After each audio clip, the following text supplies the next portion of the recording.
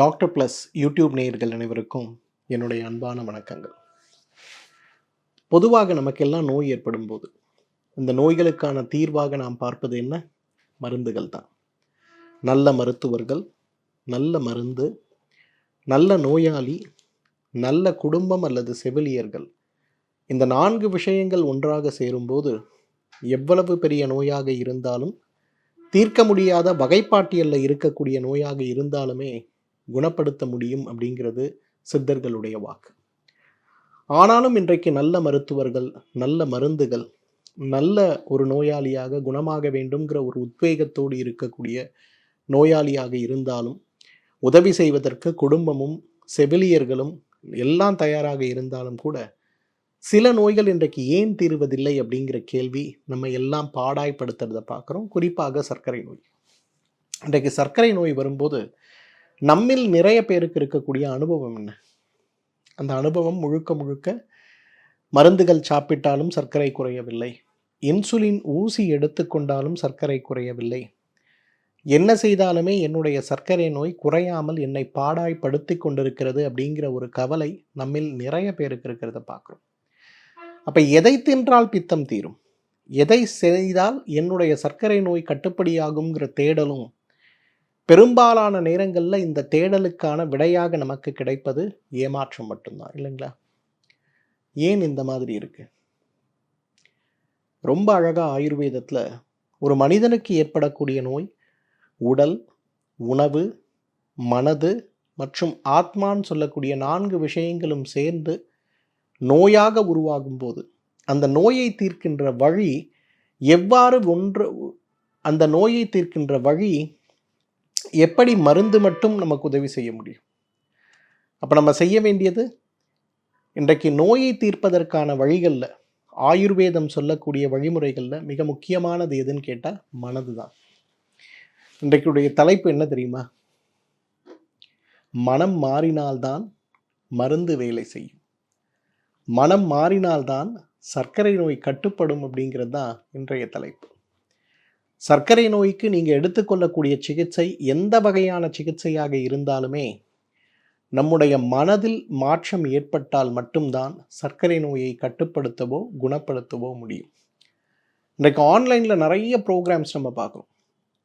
Reverse diabetes சார்ந்த program, சர்க்கரை நோய்க்கு மருந்தே இல்லாமல் குணப்படுத்தலாம், இன்டர்மிட்டன்ட் ஃபாஸ்டிங் மூலமாக எப்படி சர்க்கரை நோயை குணப்படுத்துறது, பாலியோ டயட் மூலமாக எப்படி சர்க்கரை நோயை குணப்படுத்துறது, உடல் எடை எப்படி குறைக்கிறது, இந்த மாதிரி நிறைய விஷயங்கள் நம் மனதிலும் நம்ம ஆன்லைனில் நிறைய கேள்விகள் பதில்களோடு ஓடிக்கொண்டு இருக்கிறத பார்க்கணும். ஆனால் என்னுடைய ஒரு அடிப்படை தத்துவம், நம்முடைய மருத்துவமனையுடைய அடிப்படை தத்துவம் என்ன தெரியுமா? உணவு, நீர், காற்று, உடல் சுத்தி, மனோசுத்தி, ஆத்ம சுத்தி, அபியாசம்னு சொல்லக்கூடிய இந்த 7 தூண்கள் தான் இன்றைக்கு நோய் மாற்றுவதற்கு நமக்கு உதவி செய்யக்கூடிய அருமருந்துகள் அப்படின்னு சொல்லலாம். இந்த வகையில் இன்றைக்கு மனம் மாறினால்தான் மருந்து வேலை செய்யும், மனம் மாறினால்தான் சர்க்கரை நோயை கட்டுப்படுத்த முடியும். ஏன் அப்படிங்கிற கேள்விக்கான விடை தான் இன்றைக்கு நான் உங்களுக்கு சொல்ல போகிறேன். சர்க்கரை நோய் ஏன் உணவு காரணங்கள், உடற்பயிற்சி சார்ந்த காரணங்கள் இருந்தாலும் கூட கட்டுப்படுவதில்லை? மனம் சார்ந்த காரணிகள் அந்த நோய்க்கு எதிராக ஆகின்ற வரை சர்க்கரை நோயை நம்மால் கட்டுப்படுத்த முடியாது. பொதுவாக இன்றைக்கு எவ்வாறு மனம் சார்ந்த காரணிகள் இன்றைக்கு சர்க்கரை நோய்க்கு கான்ட்ரிபியூட் பண்ணுது? 10 ஃபேக்டர்ஸ் நான் சொல்கிறேன். முதலாவது கார்டிசோல். இன்றைக்கு பொதுவாகவே கார்டிசோல் அப்படிங்கிறது நம்ம மனம் சார்ந்த அழுத்தத்தை பிரதிபலிக்கக்கூடிய, மனம் சார்ந்த அழுத்தம் அதிகமாகும் போது உடல் அந்த அழுத்தத்தை சரி செய்வதற்காக, சமன் செய்வதற்காக சுரக்கின்ற ஒரு ஹார்மோனாக இருக்கிறத நம்ம பார்க்குறோம். அப்போ உடல் சார்ந்த ஒரு காரணியாக அது ஒரு ஹார்மோனாக அது இருந்தபோது கூட மனம் சார்ந்த காரணிகளால் அது தேவையில்லாமல் தூண்டப்படுவதை பார்க்கிறோம். அலுவலகத்தில் ஏற்படுகின்ற அழுத்தம், இல்லத்தில் ஏற்படுகின்ற அழுத்தம், உடலில் ஏற்படுகின்ற அழுத்தம்னு நிறைய காரணிகள் நம்மை மீண்டும் மீண்டும் மீண்டும் துரத்தி கொண்டே இருக்கிறத நம்ம பார்க்கிறோம். அந்த வகையில் இன்றைக்கு மிகப்பெரிய அளவில் நமக்கு கார்டிசோல் சார்ந்த காரணிகள் எப்பொழுதுமே நம்மை பதட்டத்தில் வைத்திருப்பதால் அல்லது நாம் எப்பொழுதுமே பதட்டத்தில் இருப்பதால் இந்த கார்டிசோல் சார்ந்த ஹார்மோன்கள் நம்மை விடாமல் துரத்தி நம்மை சிரமப்படுத்தி விடுவதை பார்க்கிறோம். ஸோ இன்றைக்கு ஸ்ட்ரெஸ் ஹார்மோன்னு சொல்லக்கூடிய கார்டிசோல் அதிகமாக வைத்திருப்பது, அதிகமாக சுரப்பதற்கான வழிமுறைகளை நாமே தேடி தேடி பின்பற்றுவது இன்றைக்கு சர்க்கரை நோய் குறையாமல் இருப்பதற்கான ஒரு அடிப்படை காரணம். இது நம்ம புரிஞ்சுக்கணும். இரண்டாவது, இன்றைக்கு ஈரல், இன்றைக்கி லிவர் இருக்கு இல்லைங்களா, இன்றைக்கி ஈரல் தான் நம்முடைய சர்க்கரை இரத்தத்தில் எவ்வளவு தேவை, நம்முடைய இயக்கம் எப்படி இருக்கிறது, நம்முடைய மனதுடைய இயக்கம் எவ்வாறு இருக்கிறது அப்படிங்கிறதை பொறுத்து நம்ம இரத்தத்தில் இருக்கக்கூடிய சர்க்கரையை கொழுப்பிலிருந்து கரைத்து இரத்தத்தில் உடலுடைய இயக்கத்திற்கு தேவையான அந்த சத்தை சர்க்கரையை கொடுப்பது அப்படிங்கிறது ஈரலுடைய ஒரு மாற்றம் தான். அப்போ நம்ம எப்பொழுதுமே பதட்டமாக இருக்கிறோம், பயமாக இருக்கிறோம் அப்படின்னா, உதாரணத்துக்கு ஒரு சாலையை கடக்க நம்ம போகிறோம், வேகமாக ஒரு வண்டி நம்ம மேலே மோத வருது. அப்போ நம்ம என்ன பண்ணுவோம்? கிடுகிடுன்னு ஓடுவோம் இல்லையா? திடீர்னு அந்த ஆற்றல் நமக்கு எப்படி கிடைக்கும்? உடல் அமிலங்களை சுரக்க வைத்து அந்த இரத்தத்தில் இருக்கக்கூடிய சர்க்கரை அளவை கூட்டி, இதய துடிப்பை கூட்டி, தசைக்கு தேவையான ஆற்றலை உடனே கொடுத்து நம்மை ஓட வைக்கக்கூடிய சக்தி அந்த ஈரலுக்கு உண்டு. அப்போ நம்ம எப்போவுமே ஒரு ஸ்ட்ரெஸ்டான ஒரு மனப்பான்மையோடு இருப்போம். இல்லை கற்பனையாக வீட்டில் வந்து இந்த பிரச்சனை அந்த பிரச்சனைன்னு யோசிச்சுக்கிட்டே இருக்கோன்னா என்ன ஆகும்? ஈரல் எப்பொழுதுமே ரத்தத்தில் உங்கள் சர்க்கரையை ரொம்ப பீக்கில் வச்சுருக்கிறத நம்ம பார்க்க முடியும். அப்போ மனம் சார்ந்த காரணிகள் அப்படின்னு வரும்போது ஈரல் பாதிக்கக்கூடிய அளவுக்கு எதிர்மறை சிந்தனைகள் நம்மிடம் இருக்கும்னா, ஈரல் எப்பொழுதுமே இரத்தத்தில் இருக்க சர்க்கரையை கூடுதலாக வைத்திருப்பதை நம்ம பார்க்குறோம். ஸோ அந்த வகையில் இன்றைக்கு முழுமையாக நாம் புரிந்து கொள்ள வேண்டியது, முழுமையாக நாம் தெரிந்து கொள்ள வேண்டியது, இன்றைக்கு இரத்த சர்க்கரை கட்டுப்படாமல் இருப்பதற்கு ஈரலை பாதிக்கக்கூடிய மன அழுத்தமும் ஒரு காரணம். மூன்றாவது, ரொம்ப காமனாக இன்றைக்கி நம்ம பார்க்கக்கூடியது என்ன? இன்ஃப்ளமேஷன், அழற்சிகள்னு சொல்லுவோம். நேர்மறை எண்ணங்களற்ற ஒரு வாழ்க்கையில் நம்ம இருக்கும்போது, காலையிலிருந்து சாயந்தரம் வரையிலும் குழந்தைகளோட போராட்டம், அலுவலக போராட்டம், மீண்டும் வீட்டுக்கு வந்தால் வீட்டில் இருக்கக்கூடிய குழந்தைகள் பெரியவர்களுடைய போராட்டம்னு ஒரு போராட்ட காலத்திலேயே நாம் ஓடிக்கொண்டிருக்கும் போது நம்முடைய மனது எப்பொழுதுமே அமைதியற்ற நிலையில் இருக்கும்போது உடலில் அழற்சின்னு சொல்லக்கூடிய இன்ஃப்ளமேஷன் ஏற்படுவதை பார்க்கலாம். சென்ற வாரம் கூட ஒரு குழந்தை மும்பையிலேருந்து என்கிட்ட பேசியிருந்தாங்க. ரொம்ப டைப் 1 டயபெட்டிஸ், நிறைய இன்சுலின், பாம்பேயில் இருக்கக்கூடிய டாப் டயபெட்டாலஜிஸ்ட் எல்லாரையும் பார்த்தாச்சு. எல்லாருமே என்ன சொல்கிறாங்கன்னா, உங்களோட சுகர் குறையாமல் இருக்கிறதுக்கு காரணம் உங்கள் உடம்புல இருக்கக்கூடிய இன்ஃப்ளமேஷன் தான். இந்த இன்ஃப்ளமேஷனை நீங்கள் சரி பண்ணணும் அப்படின்னா, நீங்கள் வந்து உங்களுடைய சுகரை குறைக்கணுன்னா உங்களுடைய இன்ஃப்ளமேஷனை நம்ம குறைச்சி தான் ஆகணும். ஏன் இன்ஃப்ளமேஷன் வருதுங்கிற கேள்விக்கான பதிலையோ, அல்லது அந்த இன்ஃப்ளமேஷனால் எப்படி சர்க்கரை அதிகமாகிறது அதற்கான பதிலையோ மருத்துவர்கள் சொல்லலை. இந்த குழந்தை ரொம்ப வருத்தத்தோடு என்கிட்ட கேட்டால், அங்கிள் எனக்கு ஏன் இப்படி நடக்குதுன்னே தெரியல. இன்ஃப்ளமேஷன்னா என்ன அப்படிங்கிறத நம்ம யாரும் புரிஞ்சுக்கல. அழற்சி அப்படின்னு சொல்லுவோம். ஒவ்வொரு அணுவும் உடலில் வேலை செய்வதற்கு தேவையான ஆற்றல், அதற்கு தேவையான காற்று, அதற்கு தேவையான தண்ணீர், இந்த மூன்றும் அந்த இடத்துல அந்த அணுவுக்கு கிடைக்கும்போது அந்த அணு திறம்பட தன்னுடைய வேலையை செய்யுது. அப்போ திறம்பட அந்த அணுவை நிர்வாகம் செய்யக்கூடிய அந்த அணு சார்ந்த அமிலங்களும் வினையூக்கிகளும் அந்த திசுவுக்கு தேவையான ஆற்றல் இவ்வளவு தான் அப்படின்னு நிர்ணயித்து அதற்கான வேலையை தைராய்டு சுரப்பியும் ஈரலும் மற்ற உறுப்புகளும் செய்து கொண்டிருக்கிறது. அப்போ நமக்கு தேவையான நேரங்களில் அந்த அணுவுக்கு தேவையான ஆற்றல் அதிகமாக கிடைத்தாலோ கிடைக்காமல் போனாலோ அந்த இடத்துல அந்த அணு வெளிப்படுத்தக்கூடிய ஒரு அசௌகரியமான ஒரு சூழலுக்கு பேர் தான் இன்ஃப்ளமேஷன். எடுத்த உடனே நம்ம உடம்புல புற்றுநோய் வராது, முதல்ல இன்ஃப்ளமேஷன் தான் வரும். எடுத்த உடனே நம்ம உடம்புல சர்க்கரை நோய் வராது, முதல்ல இன்ஃப்ளமேஷன் தான் வரும். இந்த இன்ஃப்ளமேஷன் அதிகமாக அதிகமாக ஒருவேளை அந்த இன்ஃப்ளமேஷனை குறைப்பதற்கான முயற்சியை உடலும் நாமும் செய்ய முடியாமல் போகும்போது நமக்கு ஏற்படுகின்ற சிரமமாக நாம் பார்ப்பது தான் இந்த இன்ஃப்ளமேஷன். அப்போ இந்த இன்ஃப்ளமேஷன் அப்படிங்கிற ஒரு வேலை நடக்கும்போது அந்த இடத்துல அந்த இன்ஃப்ளமேஷனை சரி செய்வதற்காக குறைப்பதற்காக தொடர்ந்து உடலுக்கு தேவையான ஆற்றலை உடல் உற்பத்தி செய்து கொண்டு தான் இருக்கணும். அப்போ அந்த ஆற்றலுடைய உற்பத்திங்கிறது கொஞ்சம் கொஞ்சமாக இரத்தத்தில் இருக்கக்கூடிய சர்க்கரையை கூடுதல் செய்து கொண்டே இருக்கிறத பார்க்க முடியும். பொதுவாக பார்த்தீங்கன்னா உடம்பில் நோய்கள் ஏற்படும் போது, ஈவன் கோவிட் பெருந்தொற்று ஏற்படும் போது, இன்றைக்கு நிமோனியா சார்ந்த காய்ச்சல்கள் ஏற்படும் போது கூட இன்னைக்கு ஏன் உயிரிழப்புகள் மிகப்பெரிய அளவில் ஏற்பட்டதுன்னா, தேவையற்ற அந்த இடத்துல இன்ஃப்ளமேட்டரி ரெஸ்பான்ஸ்ன்னு சொல்லக்கூடிய அதீதமான உடல் செய்யக்கூடிய வேலைகள் இரத்தத்தில் இருக்கக்கூடிய சர்க்கரையை அதிகப்படுத்தி நிறைய சர்க்கரை நோயாளிகள் மரணமடைவதற்கு காரணமாக இருந்தது நம்ம பார்த்தோம். ஸோ இன்ஃப்ளமேஷன் அப்படிங்கிறது தான் 3வது முக்கியமான காரணம். 4வது மனம் சார்ந்த காரணிகளில் தூக்கமின்மை. இன்றைக்கி சர்க்கரை நோயாளிகளுக்கு 2 சவால். ஒன்று, இயற்கையாகவே தூக்கம் ஏற்படாமல் இருக்கக்கூடிய நோயோடு போராடுவது, அல்லது அதீத சர்க்கரையின் காரணமாக அடிக்கடி சிறுநீர் கழிப்பதற்காக எழுந்து கொண்டு வரும்போது அதில் ஏற்படுகின்ற தூக்கமின்மை. பொதுவாக இன்றைக்கு பகல் நேரங்களில் நம்ம உடல் இயங்குவதற்கு 1 மணி நேரத்திற்கு 500 கேலரி தேவை அப்படின்னு வச்சுங்களேன். அப்போ இரவு நேரங்களில் நாம் ஓய்வெடுக்கும் போது நமக்கு தேவையானது 300 கேலரி மட்டும்தான். அப்போ உடலில் ரத்தத்தில் இருக்கக்கூடிய சர்க்கரை இயற்கையாகவே இரவு நேரங்களில் தேவையான அளவு சமநிலைப்படுத்தப்பட்ட நிலையிலேயே இருக்கும். ஆனால் இரவு தூக்கம் இல்லாமல் இருப்பவர்கள், தூக்கத்தை விடுத்து வேலை செய்து கொண்டிருப்பவர்கள், அல்லது நாம் தூங்குகின்ற நிலையை விடுத்த தூக்கமின்மை நோயினால் அவதிப்பட்டு கொண்டிருக்கிறோம் அப்படின்னாலோ, அல்லது 2 மணி நேரத்துக்கு ஒரு முறை எழுந்திருச்சு டாய்லெட் போயிட்டு வரக்கூடிய ஒரு சூழலில் நாம் இருந்தாலோ, அப்போ சர்க்கரை 300ல் இருக்க முடியாது, 500க்கு செல்ல வேண்டிய 500 கேலரி தேவை. அதாவது பகல் நேரங்களில் தேவைப்படுவது போலவே இரவு நேரங்கள்லேயும் நமக்கு தேவைப்படுவதை பார்க்கிறோம். இப்போ இரவு நேரங்கள்லையும் அந்த தேவை அதிகமாகும் போது, இதையே ஒரு பழக்கமாக நாம் வைத்து கொள்ளும்போது உடல் என்ன பண்ணும், 24 மணி நேரமும் உடலில் இருக்கக்கூடிய கொழுப்பை கரைத்து இரத்தத்தில் இருக்கக்கூடிய சர்க்கரையை தொடர்ந்து அதிகப்படுத்தி கொண்டே இருக்கக்கூடிய ஒரு சூழல் ஏற்பட்டு விடுவதை பார்க்கிறோம். இந்த சூழல் இன்றைக்கு தூக்கமின்மை ஏன் சர்க்கரையை அதிகப்படுத்துதுன்னா இதுதான் காரணம்.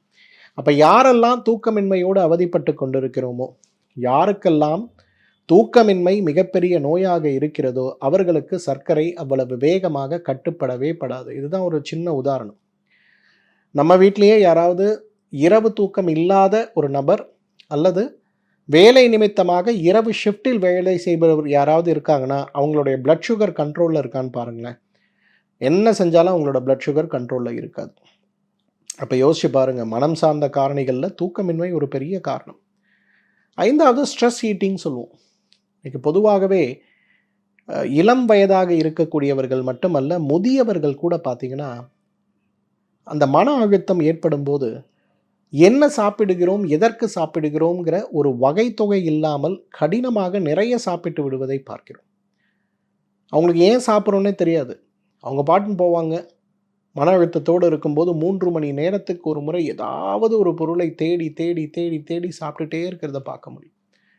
அப்போ இந்த தொடர் நிகழ்வு அப்படிங்கிறது என்னதான் ஃபிசிக்கல் பாடிக்கு அந்த கேலரிஸ் தேவையில்லை அப்படின்னு இருந்தாலும் கூட சைக்கலாஜிக்கலி அது மிகப்பெரிய அளவில் அவர்களுக்கு மீண்டும் மீண்டும் சாப்பிட வேண்டிய ஒரு நிலையை, சாப்பிட்டால்தான் மனது அமைதியடையும் அப்படிங்கிற ஒரு நிலையை உருவாக்கும் போது நமக்கு மிகப்பெரிய பிரச்சனையாக என்ன ஏற்படுகிறது, சாப்பாடை தேடக்கூடிய தேவையில்லாமல் அதீதமான கேலரிஸ் இருக்கக்கூடிய உணவுகளை சாப்பிடும்போது கட்டுப்பாடற்ற சர்க்கரைக்கு அதுவே காரணமாகிறது. வயசானவங்களை நிறைய நான் பார்த்துருக்கேன்.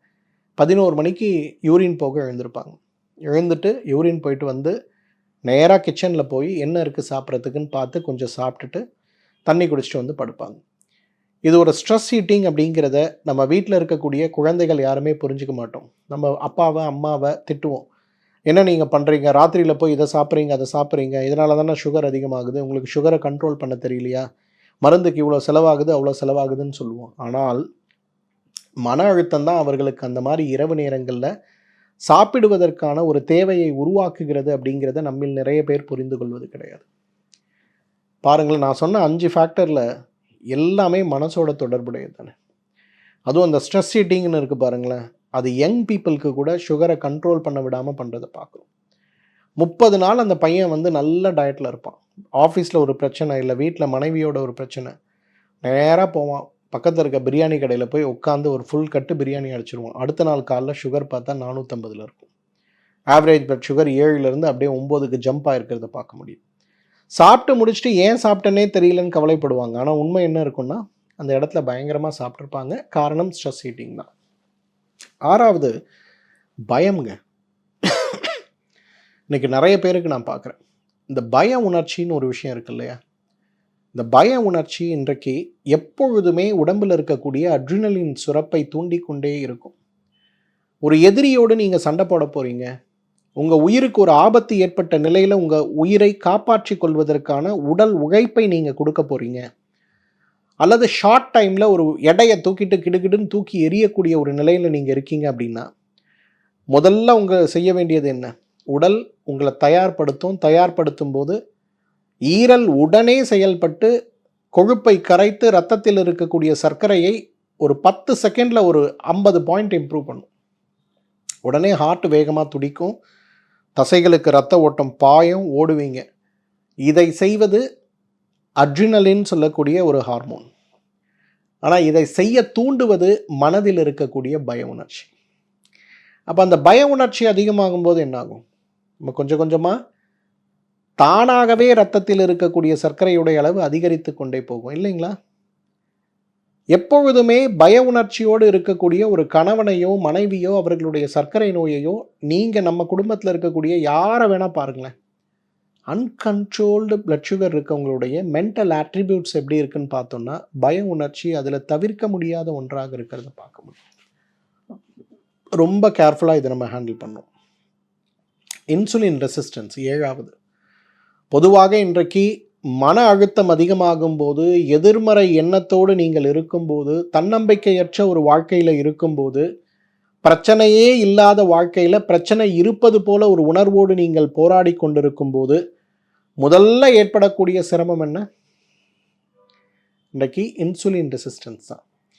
பொதுவாக ஒரு 25 வயது 28 வயது ஆகும்போது social pressure, family pressure, job pressure, கல்ச்சுரலாக நமக்கு இருக்கக்கூடிய ப்ரெஷர்ஸ், என்னால் ஃபாரின் போக முடியல, என்னோடய கிளாஸ்மேட் அமெரிக்காவில் போய் நிறைய சம்பாதிக்கிறான், நான் அவனோட புத்திசாலி பட் ஆனால் இங்கே குறைவான சம்பளத்தில் இருக்கேன், இந்த மாதிரி ப்ரெஷர்ஸ் வரும்போது தன்னம்பிக்கையற்ற சூழலாக அது மாறும்போது அது முதல்ல உடம்பில் க்ரியேட் பண்ணக்கூடிய ஒரு விஷயம் என்ன? Insulin resistance. அதாவது இன்சுலின் தேவைப்படுகின்ற அளவுக்கு நம்ம உடம்புல சுரக்கும், ஆனால் அணுக்கள் அதை எடுத்துக்கொள்ளக்கூடிய வழிமுறையற்று இன்சுலின் ரெசிஸ்டன்ஸ் ஃபார்ம் ஆகும்போது ப்ரீ டயாபெட்டிஸ் அல்லது டைப் 2 டயாபெட்டிஸில் நம்ம நோயாளியாக மாறக்கூடிய ஒரு சூழல். கோவிட் பெருந்தொற்றுக்கு பிறகு என்ன நடந்ததோ இல்லையோங்க, இன்றைக்கு மிகப்பெரிய அளவில் பாதிப்பை உருவாக்கி கொண்டிருக்கக்கூடிய நோயாக இருக்கிறது தான் இன்றைக்கி சர்க்கரை நோயாக நம்ம பார்க்குறோம். ரொம்ப கவனத்தோடு நாம் கையாள வேண்டியது அவசியம்ங்க. 8வது காரணம், இன்றைக்கு எவ்வாறு கோபமும் பயமும் தன்னம்பிக்கையின்மையும் இன்றைக்கு சர்க்கரையை தூண்டக்கூடிய ஒரு மனக்காரணிகளாக இருக்கிறதோ, அதே போல முன்பு நடந்த விஷயங்களை மீண்டும் மீண்டும் சிந்தனை செய்யக்கூடிய ஒரு நிலை. யாராவது ஒருத்தர் தப்பு பண்ணியிருப்பாங்க, தெரிஞ்சு பண்ணாங்களா தெரியாமல் பண்ணாங்களா துரோகம் பண்ணாங்களா நமக்கு தெரியாது, ஆனால் அந்த எண்ண ஓட்டத்திலேயே வருடக்கணத்தில் அன்று நடந்த துரோகத்தை பற்றி மீண்டும் மீண்டும் சிந்தனை செய்து கொண்டிருப்பவர்கள் நம்ம யாராவது இருக்கோம்னா நிச்சயமாக பிளட் சுகர் நமக்கு கண்ட்ரோல் ஆகாது. நான் இதை ஒரு ஸ்டடியாகவே பண்ணேன். ஆடிட்டிங் ஃபீல்டில் ஒர்க் பண்ணக்கூடிய ஆடிட்டர்ஸ் நிறைய பேர் என்னை பார்க்க வருவாங்க.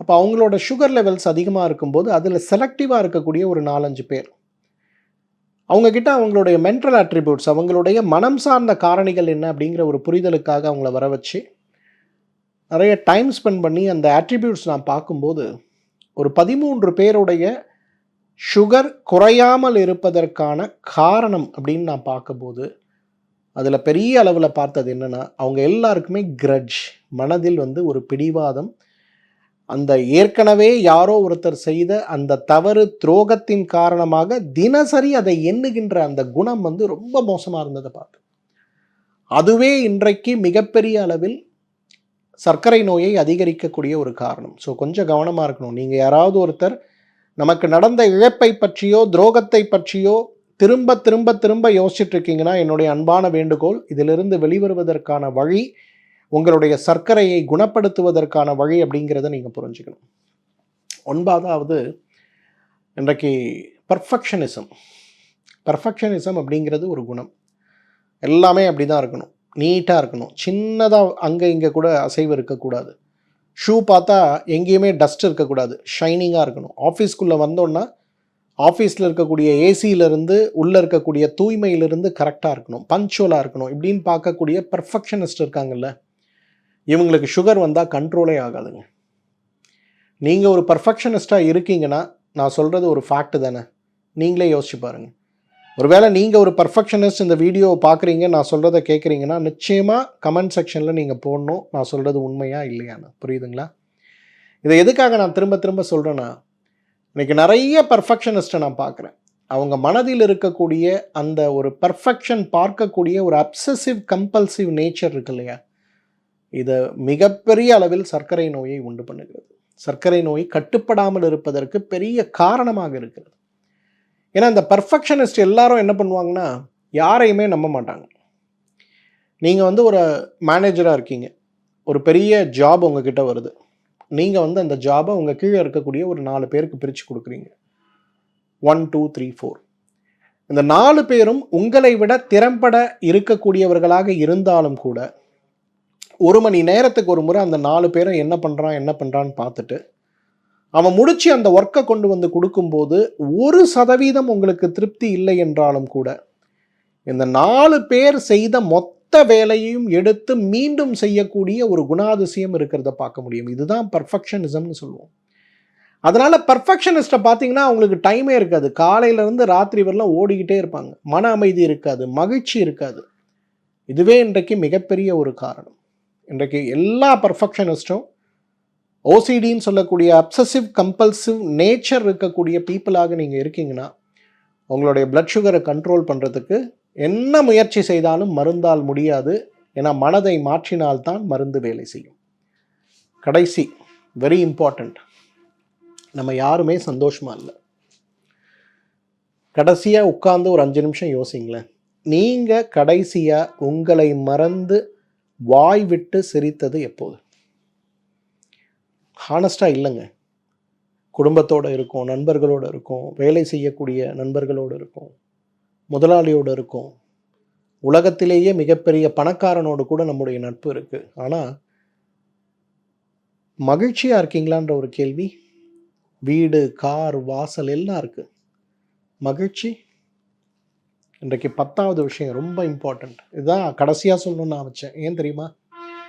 நோய்களை பற்றியும் எதிர்மறை ஆற்றல்களை பற்றியும் எதிர்மறை எண்ணங்களை பற்றியும் நம்ம நிறைய விஷயத்தை பேசிகிட்டு இருக்கோம். ஆனால் நம்முடைய மனதில் மகிழ்ச்சி இருக்கா இல்லையாங்கிற விஷயத்தை பற்றி நம்ம யாருமே யோசிக்கிறது இல்லை. நம்மெல்லாம் இயந்திரத்தனமான வாழ்க்கைக்குள்ளே போயிட்டோம். நான் கோவிட் வந்ததுக்கு நன்றின்னு சொல்லுவாங்க. ஏன்னா 2020 மனிதர்களுடைய ஓட்டம் எப்படி இருந்தது தெரியுமா? அப்பா, உலகமே அசுரத்தனமாக இயங்கி கொண்டிருந்தது. அப்படியே அதுக்கு ஒரு ஹால்ட் போட்டு எல்லாரும் நம்மளோட ஹெல்த்து, நம்மளோட ஃபோக்கஸ், ஃபேமிலியை ரீஒர்க் பண்ணி திரும்பி வெளியில் வந்து வேறு விதமான பிரச்சனைகளை நாம் சமாளித்தாலும் கூட ஒருவேளை அந்த நேரத்தில் ஓடிக்கொண்டிருக்கக்கூடிய வாழ்க்கையாக ஒருவேளை இருந்திருந்தோம்னா இன்றைக்கு ஒரு நீர்க்குமிழி வெடிப்பது போல வெடித்து இன்றைக்கு நம்ம எல்லாரும் பெரிய அளவில் பிரச்சனையில் இருந்திருப்போம். ஆனால் திரும்பவும் அதை நோக்கி தான் ஓடிட்டுருக்கோம் இன்றைக்கு. அதனால் மகிழ்ச்சியாக இல்லாமல் இருப்பது சர்க்கரை கட்டுப்படாமல் இருப்பதற்கு ஒரு பெரிய காரணம். இந்த 10 சொன்ன நீங்களே 1 2 3 நோட் பண்ணியிருப்பீங்க. ஒரு பேப்பர் எடுங்க, பேனா எடுங்க. இதில் 1 2 3 4ன்னு நீங்கள் நோட் பண்ணிங்கள, இதை டிக் பண்ணுங்களேன். எத்தனை இதில் உண்மையிலே காரணமாக இருக்குன்னு. நிச்சயமாக இன்றைக்கி சுகர் கட்டுப்படாமல் இருக்கக்கூடிய ஃபேமிலியில் இருக்கக்கூடியவங்க யார் இந்த வீடியோ பார்த்தாலும், அப்பா, அம்மா, அண்ணா, அக்கா, மனைவி, பாட்டி, யாரோட கூட நீங்கள் இருந்தாலும் உட்கார வச்சு அதை கொஞ்சம் ஒரு செக்லிஸ்ட் போட்டுங்களேன். 1 to 10, குறைஞ்சது 6 அல்லது 7 நீங்கள் தவறு செஞ்சுக்கிட்டே இருப்பீங்க. வெறும் ஒரு மாத்திரையில் கட்டுப்படக்கூடிய சர்க்கரை நோய், வெறும் உணவை கொண்டு உடற்பயிற்சி, தியான பயிற்சியை கொண்டு கட்டுப்படக்கூடிய சர்க்கரை நோய் கட்டுப்படாமல் நம்மை விரட்டி கொண்டிருப்பதற்கான காரணம் என்ன புரியுதா உங்களுக்கு? ஏன்னா மனம்ங்கிற மருந்தை நாம் பயன்படுத்துவதே கிடையாது. மனமும் நோய்க்கு ஒரு காரணம்ங்கிறது நம்ம புரிந்து கொள்ளாத சமூகமாக இருக்கிறதுனால தான் இன்றைக்கு இவ்வளவு சிரமத்துக்குள்ளாகும். சரிங்க சார், நீங்கள் சொல்கிறது கரெக்டு. இன்றைக்கு என்னுடைய சிந்தனை, என்னுடைய மகிழ்ச்சியற்ற தன்மை, என்னுடைய பயம், இதெல்லாம் தான் நீங்கள் சொல்கிற மாதிரி என்னோடய அன்கண்ட்ரோல்டு டயபெட்டிஸ்க்கு ஒரு காரணமாக இருக்குது அப்படின்னா, இதுலேருந்து நான் எப்படி வெளியில் வர்றது? 5 அழகான வழிகள் உங்களுக்கு சொல்கிறேன். Very simple, very effective 5 ways. Number 1, உடல் கழிவு நீக்கத்தை போலவே மனக்கழிவு நீக்கத்திற்கான முயற்சிகளை நம்ம செய்யணும். இந்த மனக்கழிவு நீக்கம் அப்படிங்கிறது என்ன? ஒன்றுமே இல்லைங்க. ராத்திரி நீங்கள் தூங்க போகிறதுக்கு முன்னாடி ஒரு ஒயிட் பேப்பர், ஒரு பேனா எடுத்து இன்னைக்கு உங்களை பாதித்த விஷயங்கள் என்னங்கிறத எழுதுங்க. காலையில் நான் 6 மணிக்கு எழுந்தேன். 6:30 மணிக்கு எங்கள் வீட்டுக்காரமாக எனக்கு காஃபி கொடுக்கல. காலையிலேயே எனக்கு மூட் அப்செட் ஆகிடுச்சு. குழந்தை 7:30 மணிக்கு ஸ்கூல் கிளம்பல. 8 மணிக்கு ஆஃபீஸ் போகணும், டிரைவர் லேட்டாக வந்தார். 10 மணிக்கு மீட்டிங், ஆனால் என்னோடய கொலீக்ஸ் எல்லாம் 10:30 மணிக்கு தான் வந்தாங்க. இந்த மாதிரி உங்கள் மனசில் உங்களுக்கு கஷ்டத்தை, கோபத்தை, பாதிப்பை, இழப்பை, துயரத்தை ஏற்படுத்துகிற என்ன விஷயம் இருந்தாலும் ஒரு 20 நிமிஷம் டைம் எடுத்து அழகாக 1 2 3 4 5 6ன்னு அப்படியே எழுதுங்க. எழுதிட்டு ஒன்றுமே பண்ண வேண்டாம். அப்படியே அதை மடித்து தலையாண்டேடியில் வச்சு படுத்துருங்க. அடுத்த நாள் காலையில் எடுத்து இதை படிங்களேன். உங்கள் பிரெயின் அவ்வளோ அழகாக லாஜிக் கொடுக்கும். யாரும் இல்லை, உங்களுடைய மூளை, உங்களுடைய சிந்தனை அவ்வளவு அழகாக ஒரு லாஜிக் கொடுக்கும். இதில் எது உண்மையிலேயே தவறு, எது நம்முடைய சிந்தனை தவறாக நினைத்து கொண்டிருக்கிறது அப்படிங்கிற இந்த மனக்கழிவு நீக்கத்திற்கான ஜேர்னல் எழுதக்கூடிய ஒரு முயற்சி இருக்குது தெரியுமா? இதுதாங்க ஃபஸ்ட்டு நீங்கள் செய்யணும். யாரெல்லாம் இன்றைக்கு கட்டுப்படாத சர்க்கரை நோயோடு இருக்கீங்களோ, நீங்கள்லாம் இன்றைக்கி நைட்டு படுக்கிறதுக்கு முன்னாடி 15 மினிட்ஸ், அதிகமாக தேவையில்லை, வெறும் 15 நிமிடம் இன்று நடந்த விஷயங்களை ஒரு பேப்பர், பேனா எடுத்து எழுதுங்க. இதுதான் மனக்கழிவு நீக்கத்துடைய முதல் படி. இதில் என்ன ஆகும் தெரியுமா? There is a rule call Gilbert ரூல்னு ஒன்று சொல்லுவோம். அது என்ன தெரியுமா கில்பர்ட் ரூல்? நீங்கள் என்ன பண்ணணும், என்ன நடந்ததுன்னு ஒரு பேப்பர், பேனா எடுத்து எழுத ஆரம்பிச்சிங்கன்னா இந்த பிரச்சனைக்கான 75% சொல்யூஷனை உங்கள் மூளையே உங்களுக்கு சொல்லி கொடுத்துரும். நீங்கள் வெளியிலேயே கேட்க வேண்டாம். எதுக்காக பிள்ளைங்களெல்லாம் நம்ம எழுத சொல்கிறோம் தெரியுமா? அந்த காலத்தெல்லாம் எங்களெல்லாம் இம்போசிஷன் எழுத சொல்லுவாங்க. ஒரு வாய்ப்பாட்டில் தப்பு பண்ணோன்னா 20 முறை எழுது, 40 முறை எழுதுவாங்க. ஏன் தெரியுமா? ஒரு முறை பிரெயினுக்கு அது தெரிஞ்சதுன்னா இந்த ரூல் படி இதற்கான தீர்வை என்னங்கிறது அதுவே சொல்லிடும். அப்போ அந்த கில்பர்ட் ரூல் அப்படிங்கிறது இந்த இடத்துல அப்ளிகபிள் ஆகும்போது தினமும் நாம் சந்திக்கக்கூடிய சர்க்கரையை அதிகப்படுத்தக்கூடிய மனம் சார்ந்த கழிவுகளை வெளியேற்றுவதற்கு பிரைமரி உதவி செய்கிறத நம்ம பார்க்கலாம். ரெண்டாவது, எப்படி இன்றைக்கு மனக்கழிவு நீக்கம்னு சொல்லக்கூடிய ஒரு மைண்ட் டீடாக்ஸ் அப்படிங்கிற ஒரு விஷயம் வெறும் இந்த ஸ்டெப் 1ன்னு சொல்லக்கூடிய ஜேர்னல்னால மட்டும் முழுமையடையாது. ஸ்டெப் 2 என்ன பண்ணணும்? இன்றைக்கு வாய் விட்டு பேசணும். இன்றைக்கு நம்ம எல்லாரும் மனதில் இருக்கக்கூடிய விஷயங்களை பேசுவதற்கு கூட தயங்குறோம், பயப்படுறோம். அல்லது எப்படி பேசினா நல்லா இருக்குங்கிறத புரிஞ்சிக்காம தவறான வார்த்தை, தவறான சூழ்நிலையில் அதை வெளிப்படுத்தி நமக்கு நாமே சிரமத்திற்கு உள்ளாகின்ற ஒரு நிலைக்கு போகிறோம். இன்றைக்கு நம்மெல்லாம் உட்கார்ந்து பேசணுங்க. நீங்கள் பாருங்களேன், கடைசியாக உங்கள் மனைவியோடு அல்லது மனைவி கணவனோடு அல்லது குழந்தைகளோடு ஒன்றாக அமர்ந்து குடும்பத்தை பற்றியும், குடும்பத்திற்கு இருக்கக்கூடிய அல்லது நம்முடைய தனிநபருக்கு இருக்கக்கூடிய பிரச்சனையை பற்றியும் கடைசியாக எப்போ பேசுனீங்க? யோசிச்சு பாருங்களேன்.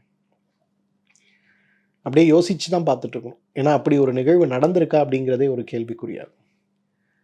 எதற்காக இதை சொல்கிறேன்னா, நான் பேசினா அவர் தப்பாக நினச்சிப்பாரோ, நான் இந்த கேள்வியை கேட்டால் அவர் தப்பாக நினச்சிப்பாரோ, அவர் செஞ்சது தப்புங்கிறத நான் வெளிப்படுத்தி சொன்னால் நமக்கு இருக்கக்கூடிய நட்பும் உறவும் முறிந்து போய்விடுமோங்கிற பயத்திலேயே பெரும்பாலும் நாம் மனதில் இருக்கக்கூடிய உணர்ச்சிகளையும் கவலைகளையும் வெளிப்படுத்தாமல் அழுத்தி அழுத்தி அழுத்தி உள்ளே வைக்கும்போது இன்றைக்கு மிகப்பெரிய அளவில் பாதிப்பை உருவாக்கக்கூடிய ஒரு காரணியாக அவை மாறிவிடுவதை பார்க்கிறோம். ஏன்னா இன்றைக்கு திரும்ப திரும்ப திரும்ப திரும்ப ஒரே சக்கரத்தில் ஓடிக்கொண்டிருக்கக்கூடிய, ஒரே செக்கில் ஓடிக்கொண்டிருக்கக்கூடிய ஒரு காளையை போல, ஒரு மாடை போலத்தான் இன்றைக்கி நம்ம எல்லாரும் இருக்கோம். நம்முடைய உள்ளத்தில் இருக்கக்கூடிய சிரமங்களுக்கான தீர்வுகள் நமக்கு நன்றாக தெரிந்தும் கூட அவர் அதை நினைப்பாரோ, இவர் இதை நினைப்பாரோங்கிற நினைப்பிலேயே மனதில் இருக்கக்கூடிய எண்ணங்களை, எண்ண ஓட்டங்களை, சிரமங்களை வெளிப்படுத்தக்கூடிய ஒரு நிலையில் இருந்தும் கூட பய உணர்ச்சியினால் வெளிப்படுத்த முடியாமல் போகும்போது அதுவே இன்றைக்கு சர்க்கரையை அதிகப்படுத்தக்கூடிய காரணியாக இருக்கிறதுனால எவ்வாறு இரவு படுக்கும்போது ஜேர்னல் எழுதுவதை ஒரு பழக்கமாக நம்ம வைத்திருக்கிறோமோ அதே போல குறைந்தது வாரத்திற்கு ஒரு முறையாவது குடும்பத்தோடு அமர்ந்து சிரமங்களை பற்றியும் மற்றவர்களை பற்றியும் பேசக்கூடிய ஒரு வழிமுறையை நம்ம வச்சுக்கணும். அன்றைக்கி ஐடியில் ஒர்க் பண்ணுற நிறைய கப்புள்ஸ் எங்கிட்ட வராங்க. அன்கண்ட்ரோல்டு சுகர், மனைவியோட சுகர் 300, கணவனோட சுகர் 350. என்னையா 30 வயசில் இவ்வளோ சுகர் வச்சுருக்கீங்க அப்படின்னு கேட்டால் அவங்க சொல்லக்கூடிய வார்த்தை ரொம்ப ஸ்ட்ரெஸ் டாக்டர். அப்போ தான் நான் கேட்பேன், நீங்கள் 2 பேரும் ஒன்றா உட்காந்து எப்போ கடைசியாக பேசுனீங்க? 2 பேரும் ஒருத்தர் முகத்தை பார்ப்பாங்க. நாங்கள் டெய்லி பேசிக்கிறோம். பிரச்சனைகளை பற்றி எப்போ பேசுனீங்க? அலுவலக பிரச்சனைகளை பற்றி எப்போ பேசுனீங்க? குடும்பத்தில் இருக்கக்கூடிய பொருளாதார பிரச்சனைகளை பற்றி எப்போ பேசுனீங்க? அவங்க 2 பேரும் அப்படி பார்த்துப்பாங்க, எங்களுக்கு டைமே இல்லை. அப்போ யோசிச்சு பாருங்கள், ஒரு வீட்டில் இருக்கக்கூடிய ஒரு வாழ்க்கையை பகிர்ந்து கொள்ளக்கூடிய கணவன் மனைவி அவர்களுக்கிடையே அவர்களுக்கு இருக்கக்கூடிய சிரமத்தை அமைதியாக உட்கார்ந்து நான் உனக்கு இருக்கேன் நீ எனக்கு இருக்கன்னு சொல்லக்கூடிய ஒரு அழகான ஒரு உறவின் பலத்தை வெளிப்படுத்தக்கூடிய ஒரு வழிமுறை கூட இல்லைன்னா அப்போ சர்க்கரை நோய் எப்படி சார் கட்டுப்படியாகும்? அந்த எண்ணங்கள் திரும்ப திரும்ப திரும்ப மனதுக்குள் ஓடும்போது எனக்கு ஆஃபீஸில் இருக்க ப்ரெஷரை என் ஒய்ஃப் கிட்ட சொல்ல முடியாது, அவங்க ஆஃபீஸில் இருக்க ப்ரெஷரை நான் எடுத்துக்க முடியாதுன்னு சொல்லி ஒதுங்கி ஓடுகின்ற ஒரு நிலை இருக்குது பாருங்கள். இதுதான் இன்றைக்கு நிறைய விவாகரத்திற்கு காரணம். அதனால் முதல்ல உட்காந்து பேசணும். எப்படி ஜேர்னல் எழுதுறத ஒரு பழக்கமாக வச்சுக்கிறீங்களோ, இரவு படுக்கும்போது வெள்ளைத்தாளில் இருக்கக்கூடிய சிரமங்கள் சந்தித்த சவால்களை எழுதுகிறீங்களோ அதே போல் நம்ம பண்ண வேண்டியது பேசணும். அட்லீஸ்ட் நம்பிக்கை இருக்கக்கூடியவர்கள்கிட்ட பேசணும். 3வது, ஒரு நாளைக்கு 15 நிமிஷம் உங்களுக்கு என்ன பிடிக்குமோ செய்யுங்க. இதை ஏன் சொல்கிறேன்னா, நமக்கு ஹாபின்னு ஒரு விஷயம் இருக்கும். சின்ன வயசுலேருந்து எனக்கு சினிமா பார்க்குறது பிடிக்கும். என்னோடய நண்பர் ஒருத்தர் இருக்கார், நல்ல சிறந்த மருத்துவர். அவருக்கு ஹாபி என்ன தெரியுமா? என்ன சினிமா ரிலீஸ் ஆனாலும் போய் முதல் ஷோவில் உட்காந்து சினிமா பார்த்துருவார்.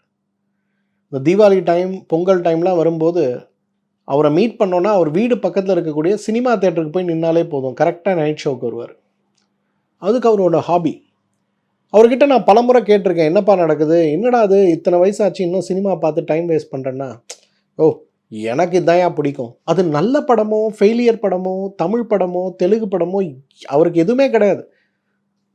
படம் ரிலீஸ் ஆச்சுன்னா முதல்ல போய் உட்காந்து அந்த படத்தை பார்த்துட்டு அதோட கமெண்ட் என்னங்கிறத ஒரு 10 நிமிஷம் என்கிட்ட பகிர்ந்து கொண்டால் அவருக்கு ஒரு மகிழ்ச்சி.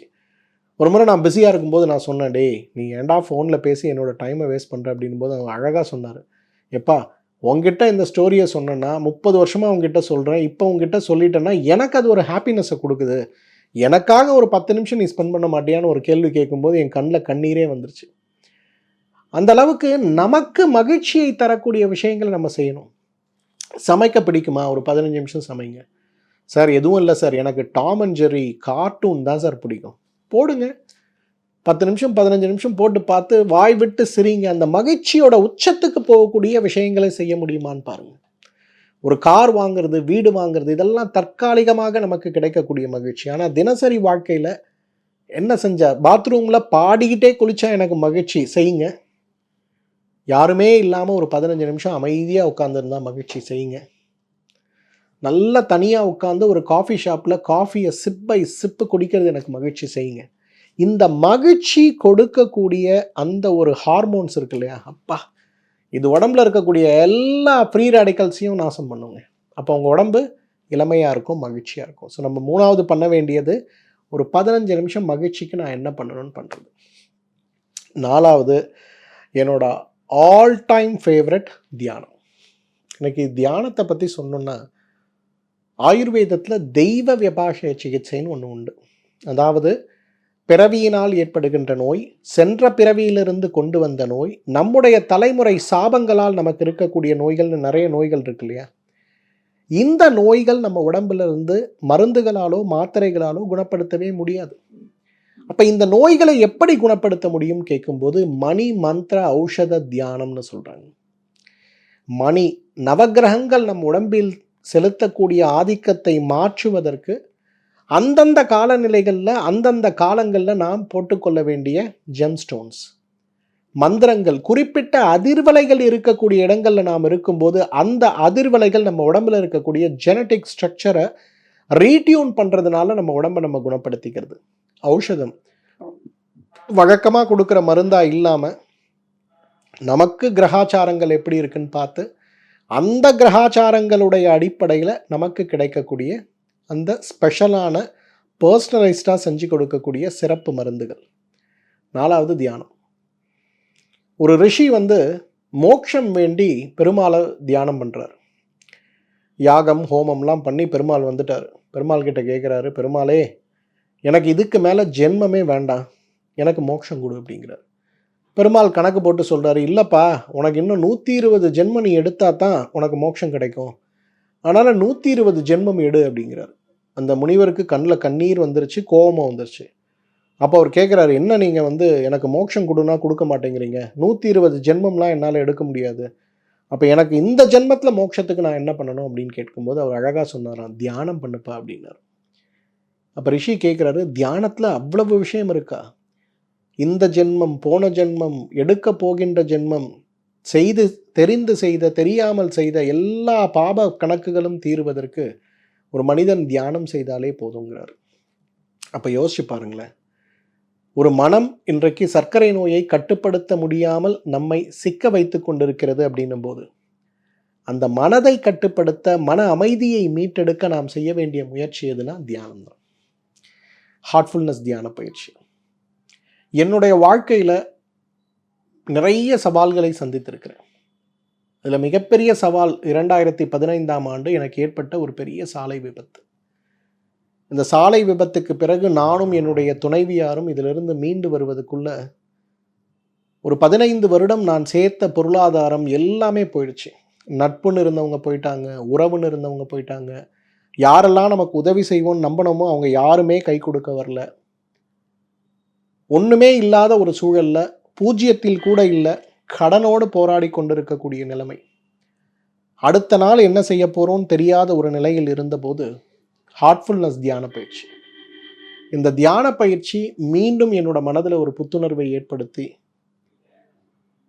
அந்த புத்துணர்வுடைய அடிப்படையில் தான் இன்றைக்கு நம்ம பார்க்குறோம். நான் தினமும் காலையிலிருந்து இரவு வரை கடினமாக உழைத்து கொண்டிருக்கிறேன்னா அந்த எனர்ஜியை எனக்கு மீட்டு கொடுத்தது எதுன்னு கேட்டிங்கன்னா ஹார்ட்ஃபுல்னஸ் தியான பயிற்சி தான். ஒரு இழந்த வாழ்க்கையையே மீட்டு கொடுக்கக்கூடிய அளவுக்கு அந்த தியான பயிற்சி சிறந்ததாக இருக்குன்னா, ஒரு சக்கரை நோயை கட்டுப்படுத்துறதுக்கு அந்த தியான பயிற்சி சிறந்ததாக இருக்காதா? யோசிச்சு பாருங்க. அப்போ தியானம் செய்தால் இன்றைக்கு சர்க்கரையை வெல்ல முடியும் அப்படிங்கிறதையும் நம்ம புரிஞ்சுக்கணும். சார் நீங்கள் சொல்கிறதெல்லாம் சரிங்க, இதெல்லாம் செய்கிறதுக்கு எனக்கு நேரம் கிடையாது, என்னுடைய மனம் என்னுடைய சர்க்கரை நோயை கட்டுப்பட வைக்காமல் இருக்க வைக்கிறது அப்படின்னா, அப்போ என்னுடைய மனதை நான் மகிழ்ச்சியாக வைத்துக்கொள்ள என்ன செய்யணும்? சுலபமாக எனக்கு ஒரு மாத்திரை சொல்லுங்களேன், ஒரு மருந்து சொல்லுங்களேன். மானசா மாத்திரைகள். இன்றைக்கு இந்த மானசா மாத்திரைகள் என்னுடைய ப்ரிஸ்கிரிப்ஷனில் பார்த்தீங்கன்னா பெரும்பாலும் எல்லா சர்க்கரை நோயாளிகளுக்கும் நான் பரிந்துரைக்கக்கூடிய ஒரு அருமருந்துன்னு சொல்லுவேன். என்ன காரணம் தெரியுமா? இந்த மானசா மாத்திரைகளை நீங்கள் எடுக்க ஆரம்பிச்சிங்கன்னா உங்கள் உடம்பில் இருக்கக்கூடிய மகிழ்ச்சி சார்ந்த ஹார்மோன்கள் அதிகமாவதை பார்க்க முடியும். பொதுவாக மானசா மாத்திரைகள் தூக்கத்திற்கான அருமருந்துன்னு சொல்லப்பட்டாலும் கூட தூக்கத்திற்கான அருமருந்து அல்ல, மகிழ்ச்சிக்கான அருமருந்துன்னு நான் சொல்லுவேன். அந்த மகிழ்ச்சிக்கான ஹார்மோன்கள் நம்ம உடம்புல இயற்கையாக சுரக்கப்படும் போது தானாகவே சர்க்கரை நோயை உருவாக்கக்கூடிய பயம், தன்னம்பிக்கையின்மை, கோபம், பழைய நினைவிலேயே உழண்டு கொண்டிருக்கக்கூடிய எதிர்மறை எண்ணத்தோடு போராடி கொண்டிருப்பது அனைத்துமே குறைந்து போகிறத நம்ம பார்க்க முடியும். ஸோ இன்றைக்கு இந்த 4 விஷயங்கள், ஜேர்னல் எழுதுறது, மனம் விட்டு பேசுறது, மகிழ்ச்சியாக இருக்க ஒரு 15 நிமிடம் செலவு செய்வது, தியானம் செய்வது, இதுக்கெல்லாம் எனக்கு டைம் இல்லை, சிம்பிளாக நான் ஹாப்பியாக இருக்கணும், அந்த ஹாப்பினஸ் என்னோடய ப்ளட் சுகரை கண்ட்ரோல் பண்ணணும்னு நினச்சிங்கன்னா இன்றைக்கு நம்ம செய்ய வேண்டியது மானசா மாத்திரைகளை எடுத்துக்கொள்வது தான். காலை 2, இரவு 2 உணவுக்கு முன்பு எடுத்துக்கொள்ளுங்க. ஒரு வார காலத்திலேயே மகிழ்ச்சியை நீங்கள் உணர ஆரம்பிப்பீங்க. நான் சொன்னேன்ல 10th பாயிண்ட்டு, ஏன் ப்ளட் சுகர் கண்ட்ரோல் இல்லாமல் இருக்குன்னா, இந்த 10th பாயிண்ட் என்ன, ஹாப்பினஸ் இல்லை. ஹாப்பினஸை நம்ம ஃபீல் பண்ணுறதில்ல. வீட்டில் ஒரு ரோஜா செடி வளர்க்குறோம், வளருது, அழகாக பூக்குது, அதை பார்த்து மகிழ்ச்சி அடையிறதுக்கு இன்றைக்கி யாருக்கும் டைம் இல்லை. வீட்டில் ஒரு பூனைக்குட்டி இருக்குது, நேராக நம்ம வீட்டுக்கு போனோன்னு வருது, நம்ம காலில் அப்படியே சுற்றிட்டு நம்ம உட்காரும்போது கால் மேலே சாஞ்சி படுத்துக்குது, நம்மளோட வாமை அது கேட்குது, அதை யாராவது மகிழ்ச்சியோடு பார்க்குறோமா? நம்ம வீட்டில் இருக்க நாய் ஒரு குட்டி போடுது, அந்த குட்டி அழகாக விளையாடுது, நம்ம குழந்தை அதே போல் இருக்கான். 2 பேரும் விளையாடும்போது அந்த மகிழ்ச்சியை நம்ம பார்க்குறோமா? இல்லையா? இதுதான். இந்த மகிழ்ச்சியை நீங்கள் உணரணும் அப்படின்னா அது நேரடியான முயற்சியாகவும் சரி அல்லது மாத்திரை மூலமாகவும் சரி, இன்றைக்கு மகிழ்ச்சியற்ற வாழ்க்கையில் இருக்கக்கூடிய ஒவ்வொருவருமே இன்றைக்கு சர்க்கரை நோய் வரக்கூடிய வாய்ப்பு இருக்கக்கூடியவர்கள் அப்படிங்கிறத நம்ம மறந்துவிடக்கூடாது. ஸோ அந்த வகையில் இன்றைக்கு இந்த 4 விஷயங்களை செய்ய முடியாதவங்க செய்ய வேண்டிய சுலபமான முயற்சி எது? மானசா மாத்திரைகளை சாப்பிடுவது. இன்றைக்கு நல்லா ஞாபகம் வச்சுங்க, மனம் மாறினால் மட்டும்தான் மருந்து வேலை செய்யும். மனம் மாறினால் மட்டும்தான் சர்க்கரை நோய் கட்டுப்படும். அதற்கான முயற்சிகளை எடுப்பதற்கான புரிதலோடு இன்றிலிருந்து இந்த வீடியோ இன்னைக்கு பார்க்குறீங்க, இன்னைக்கு ராத்திரி ஜேர்னல் எழுத முடியுமான்னு பாருங்கள். வீட்டுக்காரம்மா கிட்ட சொல்லி பக்கத்தில் உட்காந்து அவங்க உங்கள் மனசில் இருக்க பிரச்சனையை அவங்க மனசில் இருக்க பிரச்சனையை காது கொடுத்து பேச கேட்க முடியுமான்னு பாருங்கள். இன்றைக்கி மகிழ்ச்சியாக இருக்கிறதுக்கு இன்றைக்கி ஏதாவது வழிமுறை உங்களால் செய்ய முடியுமான்னு பாருங்கள். அல்லது தியானத்தை கற்றுக்கொள்ள முடியுமான்னு பாருங்கள். யாரெல்லாம் ஹார்ட்ஃபுல்னஸ் தியான பயிற்சி கற்றுக்கணும்னு நினைக்கிறீங்க, நம்ம மருத்துவமனைக்கு தொடர்பு கொள்ளுங்கள். உங்கள் வீட்டில் இருந்தபடியே அல்லது உங்கள் ஊரில் இருக்கக்கூடிய ஹார்ட்ஃபுல்னஸ் தியான பயிற்சி மையத்தோட முகவரி உங்களுக்கு கிடைக்கும். இந்த தியானத்தை கற்றுக்கொள்வதற்கு எந்த விதமான கட்டணமும் கிடையாது. நீங்கள் ரொம்ப அழகாக கற்றுக்கலாம். தியானம் விலை மதிப்பற்றது. அதனால் நம்முடைய குருக்கள் எல்லாமே, ஹார்ட்ஃபுல்னஸ் இன்ஸ்டியூட்டில் இருக்கக்கூடிய குருக்கள் எல்லாருமே தியானத்தை கட்டணமற்ற சிறப்பு சேவையாகத்தான் வழங்கிட்டு இருக்காங்க. அதை கற்றுக்கொள்ள முடியுமான்னு பாருங்கள். இந்த வீடியோவை தவறாமல் உங்கள் ஃப்ரெண்ட்ஸ் கிட்ட ஷேர் பண்ணுங்கள். இந்த வீடியோவை நீங்கள் பார்க்குறீங்கன்னா உங்கள் மனைவி கிட்ட, அல்லது நீங்கள் பெண்ணாக இருக்குன்னா உங்கள் கணவனுக்கு ஷேர் பண்ணுங்கள். எப்படி மனம் இன்றைக்கு நம்முடைய மருத்துவ செலவை குறைக்கும், எப்படி மகிழ்ச்சி நம்முடைய சர்க்கரை நோயை கட்டுப்படுத்துங்கிற புரிதலோடு ஒரு புதிய வாழ்வை மகிழ்ச்சியுடன் ஆரம்பிக்க முடியுமான்னு பாருங்கள். தவறாமல் இந்த வீடியோவை உங்களோட சோஷியல் சர்க்கிளில், டெலகிராம் குரூப்பு, வாட்ஸ்அப் குரூப்லலாம் தவறாமல் ஷேர் பண்ணுங்கள். இந்த வீடியோ சார்ந்த சந்தேகங்கள் உங்களுக்கு ஏதாவது இருக்குன்னா கமெண்ட் செக்ஷனில் உங்கள் கேள்விகளை கேளுங்க. எனக்கு நேரம் கிடைக்கும்போது பதிலளிக்க நான் காத்து கொண்டிருக்கிறேன். மீண்டும் சந்திப்போம். நன்றி, வணக்கம்.